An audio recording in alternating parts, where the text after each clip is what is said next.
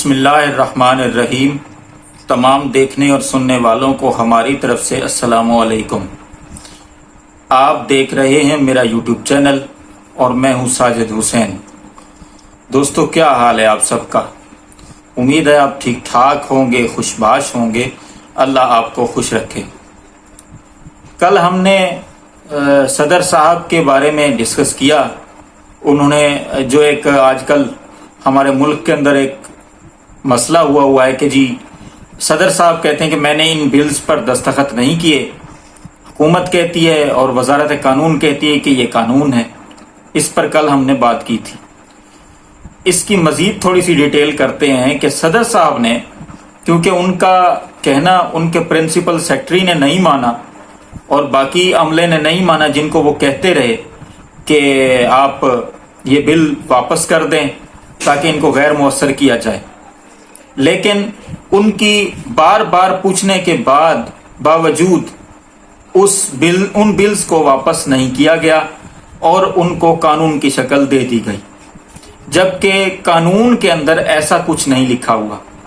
कानून के अंदर ये लिखा हुआ है, आर्टिकल 75 ये कहता है कि अगर सदर हुकूमत, पार्लियामेंट और कौमी असम्बली और सेनेट सदर साहब को कोई बिल भेजती है दस्तखत करने के लिए और सदर साहब उस बिल को रिजेक्ट करते हैं और मैसेज के साथ ये करते हैं कि इसको कंसीडर करें, और पार्लियामेंट का ज्वाइंट सेशन उस बिल को दोबारा सदर के पास भेजे, फिर भी 10 दिनों के बाद, पहले भी 10 दिन मिलते हैं, दूसरे भी 10 दिन, दूसरे 10 दिन के बाद अगर वो दस्तखत ना करें तो फिर कानून बनता है। जबकि यहाँ पे ऐसा नहीं हुआ। 8 अगस्त को बिल भेजा गया, 18 अगस्त को उसे कानून तस्वुर कर लिया गया और ऐसी खबरें भी चली और कानून के तहत लोगों की गिरफ्तारियां भी हुई। बज़ाहिर ऐसा लगता है कि यह कानून सिर्फ पाकिस्तान तहरीक इंसाफ को कुचलने के लिए बनाया गया, लेकिन ऐसा नहीं है। वक्त हमेशा पलटा खाता है।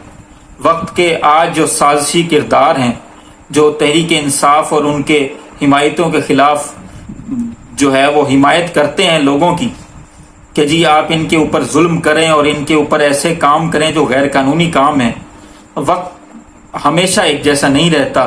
उनके ऊपर भी ये मामला आना है। ये तो कुदरत का एक खेल है जो कभी इस तरफ चलता है तो कभी उस तरफ। हालात किसी के लिए एक जैसे नहीं रहते हर वक्त।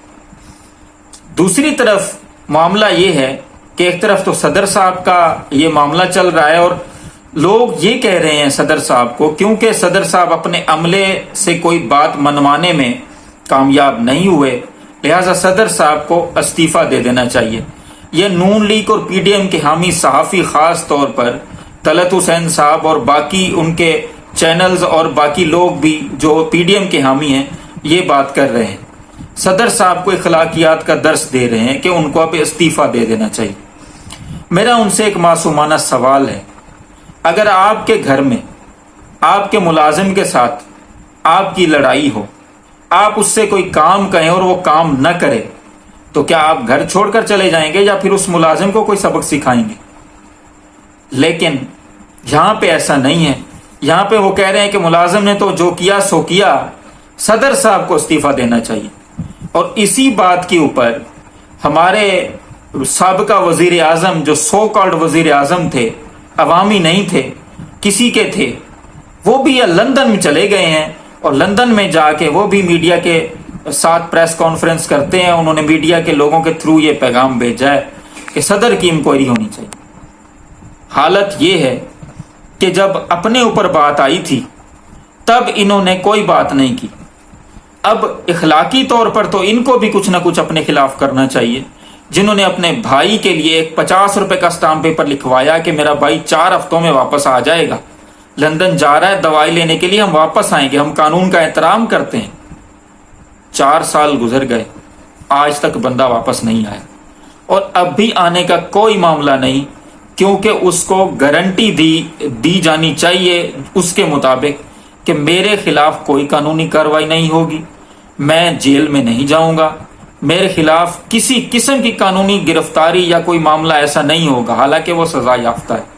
लेकिन सदर साहब को इखलाकियात का दर्स दे रहे हैं।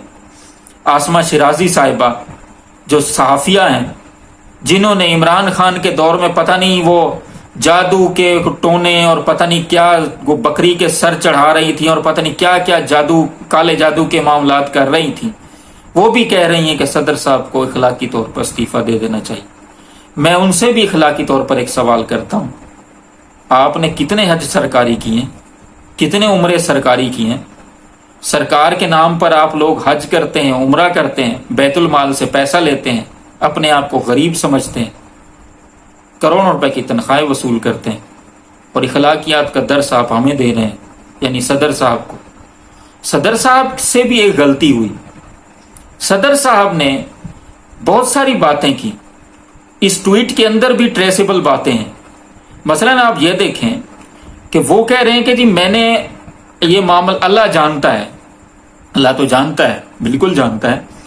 सदर साहब ने जितने भी बिल्स वापस किए हैं उन सबको ट्विटर के ऊपर अपडेट किया। आप ट्विटर पर जाएं, सदर साहब का अकाउंट खोलें, उसके अंदर सर्च में लिखें रिटर्न, जितने भी बिल वापस किए हैं सदर साहब के वो आ जाएंगे।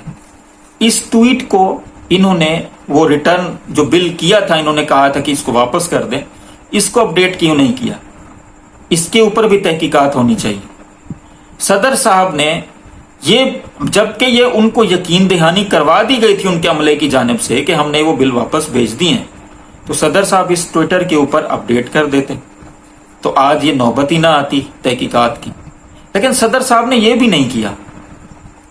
बहरहाल कुछ भी हो, ये हमारा एक आईनी और कानूनी ओहदा है और सबसे मोतबर ओहदा है, यानी कि तमाम अफवाज के सुप्रीम कमांडर सदर हैं।